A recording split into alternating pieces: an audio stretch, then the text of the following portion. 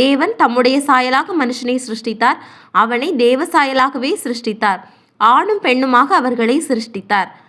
அப்போது மனுஷன் அப்படிங்கிறவன் கடவுள் கிடையாதுங்க. நாம் கடவுளால் உருவாக்கப்பட்ட ஒரு சாயல், அவ்வளவுதான். நாம் வெளிச்சத்தில் நம்மளுடைய உருவத்தை எப்படி நிழலாக பார்க்குறோமோ அப்படி தான் தேவனும் அவருடைய நிழல், அதாவது அவருடைய சாயலாக தான் நம்மளை படைத்திருக்கிறார். நாம் கடவுள் இல்லை, நாம் மனிதர்கள். நாம் இந்த பூமியை ஆள பிறந்தவர்கள். நாம் இந்த பூமியை இன்றைக்கு ஆளுகிறோமா? இல்லவே இல்லை. நம் மூலமாக சத்துரு இந்த பூமியை ஆண்டு கொண்டிருக்கிறான். ஆம், நம்மை விட்டு தேவ சாயல், நாம் தேவனுக்கு கீழ்ப்படியாத நேரத்தில் அவருடைய சாயல் நம்மளை விட்டு போய்விட்டது. எனவே அவருடைய சாயலின்படி இருக்கிற மனுஷனால் மாத்திரமே சமுத்திரத்தின் மச்சங்களையும் ஆகாயத்து பறவைகளையும் மிருக ஜீவன்களையும் பூமி அனைத்தையும் பூமியின் மேல் ஊறும் சகல பிராணிகளையும் ஆள முடியும்.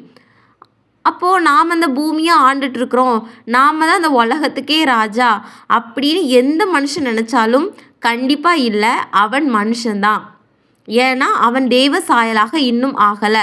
தேவ சாயலாக மாறுவது என்பது தேவனை போல நம்மளுடைய ஆவியானவர், அதாவது தேவனை போல நம்மளுடைய மனதும் நம்மளுடைய இருதயம் மாற வேண்டும். தேவனுடைய சாயலாக அது எப்படி மாறும்?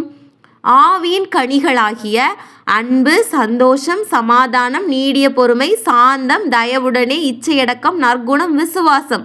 இந்த ஆவியின் கனிகள் எந்த மனிதர்களுக்குள்ளாக செயல்பட தொடங்குகின்றனவோ அவர்களுக்கு ஆவியின் வரங்கள் இருக்கும். மற்றபடி நாங்கள் ஆவிக்குரியவர்கள், எங்களால் எல்லாவற்றையும் செய்ய முடியும், ஆனால் அந்த ஆவிக்குரியவர்களோட ஆவியின் கனிகள் இல்லை என்றால் எதுவுமே அவர்களால் செய்ய முடியாது.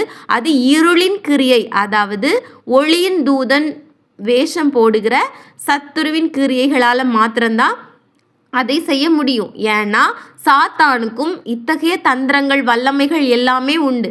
ஆனால் அது நிர்மூலமாகிவிடும். அதனால் நாம் நிறைய நாட்களில் நான் தீர்க்க தரிசனம் வரமுடையவன், நான் அந்த வரம் வாங்கியிருக்கேன், ஏசப்பட்டிருந்து இந்த வரம் வாங்கியிருக்கேன், அப்படி நான் பண்ணிடுவேன், இப்படி பண்ணிடுவேன் அப்படின்னு யாருமே மார்த்தட்ட முடியாது. ஏன்னா ஒரு ஆவிக்குரியவன் ஆவியின் கனிகளை எந்த இடத்திலும் வெளிப்படுத்துவான். எனவே தம்முடைய சாயலாக அவர் மனுஷனை சிருஷ்டித்தார். நாம் இனி அவருடைய சாயலாக மாறும் பொழுது இந்த பூமியை நாம் என்ன பண்ணுவோம்? ஆளுகிறவர்களாக மாறுவோம். அவர்கள் எப்படி ஆளுவார்கள்?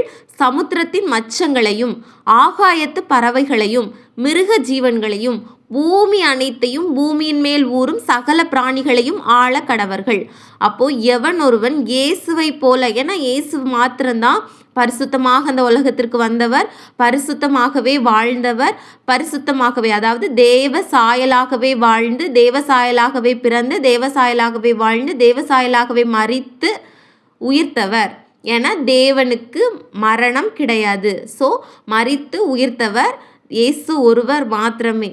எனவே இயேசுவை பின்பற்றியவர்கள் மாத்திரம்தான் இந்த மிருக ஜீவன்களையும் பூமி அனைத்தையும் சமுத்திரத்தின் மச்சங்களையும் ஆகாயத்து பறவைகளையும் ஆள முடியும். ஒருவேளை இப்போ நாம் நினைக்கலாம், எங்கே அவர்களாக ஆண்டு கொண்டு இருக்காங்க, உலகத்தை ஆள்றவன் வேற அப்படின்னு நினச்சிட்டு இருக்கலாம். ஆனால் இந்த உலகத்தை அவர்கள் டெம்பரரியாக தான் ஆள முடியும். ஏன்னா பொய்யினால் உருவாக்கப்பட்டவன் அழிந்து போவான், உண்மை என்றைக்கும் நிலை நிற்கும். உண்மையின் கனிகள் தான் அந்த ஆவியின் கனிகள். பொய்யின் கனிகள் எப்படி இருக்கும்? வைராக்கியம், விரோதம், கோபம், வேற என்ன, களவு, விபச்சாரம், வேசித்தனம், காம விகாரம், ஆசைகள், பொறாமைகள், இந்த மாதிரி களியாட்டுகள், இப்படி நிறைய விதத்தில் நம்ம சொல்லிகிட்டே போகலாம். இந்த மாதிரி உருவாகிறது தான் பொய்கள். இந்த பொய் இதில் இருந்து தான் உருவாகும். ஏன்னா ஆணவம், பெருமை இந்த மாதிரி உருவாகி நானும் செய்யலாம், எனக்கும் ஏன் செய்ய முடியாதா அப்படின்னு ஒரு ஆணவத்தில் நாம் செய்யும் பொழுது அதெல்லாமே டெம்ப்ரரி தான், அழிஞ்சிரும்.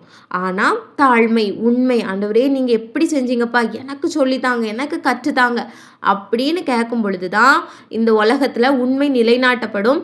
அப்படின்னு கேட்டவர் ஒருவர் இயேசு கிறிஸ்து மாத்திரமே. ஸோ இயேசுவை பின்பற்றுகிறவர்கள் மட்டும்தான் இந்த பூமியை ஆள முடியும். இல்லை நாங்கள் தான் ஆள்றோம், ஆன்டி கிரைஸ்டெல்லாம் எழும்புவாங்க. ஆமாம், வெளிப்படுத்துதெல்லாம் ஆண்டவர் தெளிவாக சொல்லியிருக்கிறாங்க. எப்படி இந்த உலகத்தை 7 வருஷம் அவன் என்ன பண்ணுவான்? அரசாளுவான். தேவன் வருகை சமீபம். அதனால ஆன்டி கிரைஸ்டும் வந்தாச்சு. ஸோ ஆண்டவருடைய வருகைக்கு ஆயத்தப்படுங்க. இந்த உலகத்தை ஆள்றது ஆண்டவருடைய பிள்ளைகள் மட்டும்தான். ஆன்டி கிரைஸ்ட் டெம்ப்ரரி தான். ஸோ அவனுக்கு பின்னாடி போகிற கூட்டங்கள், ஆண்டவர் சொல்லியிருக்காங்கல்ல, 666 வாங்குறவங்க எப்படி? சுயாதீனர், தரித்திரர், அடிமைகள், பணக்காரங்க எல்லாருமே வாங்குவாங்க.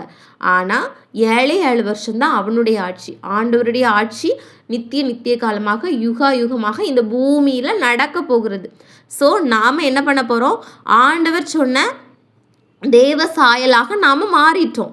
ஏசப்பா நமக்கு அந்த சாயலை தந்துட்டாங்க. யாரெல்லாம் இயேசுவை ஏற்றுக்கொள்ளுகிறார்களோ அவர்கள் அந்த சாயலாகவே மாறிக்கிட்டே இருப்பாங்க. தேவ சாயலாக மாறிடுவாங்க. அப்போது அந்த சாயலாக மாறும் பொழுது ஆண்டவர் இந்த பூமியில் வருவாங்க. அவருடைய ராஜ்யம் ஸ்தாபிக்கப்படும். இயேசு கிறிஸ்து சொன்னது போலவே அவர்கள் சமுத்திரத்தின் மச்சங்களையும் ஆகாயத்து பறவைகளையும் மிருக ஜீவன்களையும் பூமி அனைத்தையும் பூமியின் மேல் ஊறும் சகல பிராணிகளையும் ஆளுவார்கள் அப்படின்னு சொல்கிறாங்க. அவருடைய வருகை மிக அதிகம். ஸோ அவருடைய வருகைக்கு ஆயத்தப்படுவோம். டெம்ப்ரரியாக நான் அப்படி பண்ணிடுவேன் இப்படி பண்ணிடுவேன் ஆணவம் பேச்சுகள் அது எல்லாவற்றையும் நாம் விட்டு, ஆண்டவரே நான் என்ன பண்ணணும், நான் என்ன செய்ய சித்தமாக இருக்கீங்க சுவாமி, உங்கள் சித்தத்தை நான் நிறைவேற்றினவனாக இந்த பூமியில் இருக்கிறேன், ஆண்டவரே அதை நிறைவேற்ற எனக்கு கிருபை செய்யுங்க அப்படின்னு சொல்லி ஒவ்வொரு நாட்களையும் ஒவ்வொரு நிமிடங்களையும் நாம் கடந்து போவோமாக. ஏசப்பா உடைய நாமம் நம்மளை மகிமைப்படணும். நம்மளுடைய நாமம் இல்லை, இயேசுவின் நாமம் மகிமைப்பட நாம் பிரயாசப்படுவோம். ஆமேன்.